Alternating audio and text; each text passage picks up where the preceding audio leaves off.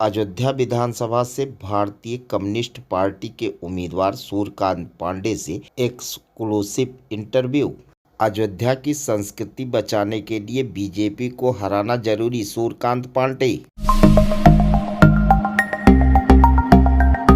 अयोध्या में चुनाव का जो प्रमुख मुद्दा मेरी समझ से है कि जब से 2014 से भाजपा की सरकार बनी तब से इस देश की जो लोकतांत्रिक संस्थाएं हैं एक एक करके उनको नष्ट किया जा रहा है। और जो आज़ादी के लड़ाई के सपने थे उसको निस्तनाबूद किया जा रहा है, क्योंकि जो क्रांतिकारी विरासत है हिंदुस्तान की, जो भगत सिंह की विरासत है, जो अशफाकुल्लाह की विरासत है, जो महात्मा गांधी अम्बेडकर की विरासत है।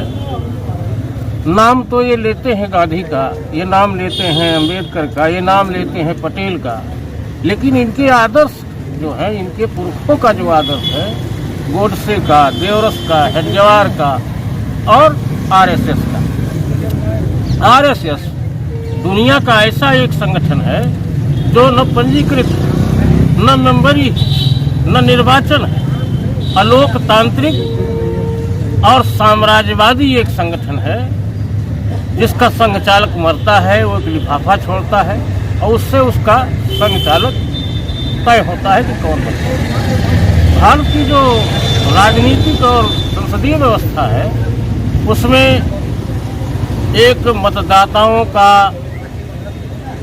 सूची जारी करता है और वो मतदाता जो है चयन करते हैं, चुनाव करते हैं। ये चुनाव की पार्टी नहीं, इसलिए इन्होंने एक ऐसा चुनाव आयोग बैठा दिया है जो किसी भी इनके गलत कामों का नोटिस ही नहीं ले रहा है। भारतीय कम्युनिस्ट पार्टी इस व्यवस्था के खिलाफ लड़ रही है। अयोध्या विधानसभा में प्रमुख मुद्दा आपको क्या लगता है? मतलब अयोध्या विधानसभा में प्रमुख मुद्दा तो मुझे यही लगता है कि अयोध्या की पुरानी संस्कृति को बचा लिया जाए, यही बहुत बड़ी बात है और इससे बड़ा कोई मुद्दा हो नहीं सकता। बीजेपी तो कहती है, बीजेपी का दावा है कि वह संस्कृति को बचाने के लिए ही, सभ्यता को बचाने के लिए ही प्रयास कर रही है, उसका उद्देश्य यही है। और आप कह रहे हो जो बीजेपी कहती है वो अयोध्या की संस्कृति नहीं है। अयोध्या में 5 जैन तीर्थंकरों ने जन्म लिया है, आप पढ़े लिखे, आप जानते हैं। अयोध्या में गुरु नानक देव जी आए हैं, बड़ा गुरुद्वारा है। अयोध्या में चौगुजी गजी मजार है, इब्राहिम शाह की मजार है।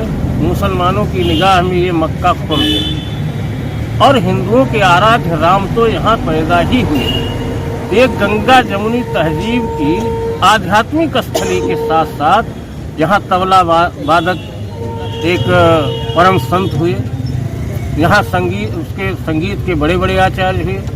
यहाँ जो भारतीय जो हिंदू धर्म, क्या जो सनातन धर्म है, हिंदू कोई धर्म नहीं है, जो सनातन धर्म है उसके बड़े बड़े आचार्य पैदा हुए। लक्ष्मण किलाधीश जैसे विद्वान, यहाँ परमहंस दास जी जैसा विद्वान। तो उस संस्कृति की ये प्रतिनिधित्व नहीं करते हैं, ये भारत की बात करते हैं। और इनका ड्रेस जो है, जहाँ ये डंडा लेके सुबह जाते हैं तब इनका ड्रेस यूरोपियन होता है। ये पैंट पहनते हैं और वो शर्ट पहनते हैं और हिटलर वाली काली टोपी भी ये लगाते हैं। ये कैसे भारतीय संस्कृति की हिफाजत कर पाएंगे? ये खुद यूरोपियन है, ये खुद आरएसएस बनाने वाले मुंजे और हेडगेवार पहले हिटलर से मिलते हैं, फिर उसका जो वंशानुगत राजनीति है जिसको नेशनलिज्म कहते हैं। और इनके देवरस जी जो लिखते हैं कि साहब भारत एक राष्ट्र हो ही नहीं सकता, इसलिए कि यहाँ तो एक राष्ट्र का मतलब एक धर्म, एक वेशभूषा, एक संस्कृति, उसको राष्ट्र कहा जाता है। तो यहाँ 2 राष्ट्र हैं, एक मुस्लिम राष्ट्र, एक हिंदू राष्ट्र। उसके औलादें भाजपा की नेता, वो कैसे अयोध्या की संस्कृति की हिफाजत करेंगे? उनको पता ही नहीं अयोध्या क्या है, इस भारत क्या है, देश किसे कहते हैं, इसकी परिभाषा ही उन्हें नहीं पता है। माकपा की मुख्य लड़ाई आप किससे मानते हैं? आप माकपा प्रत्याशी?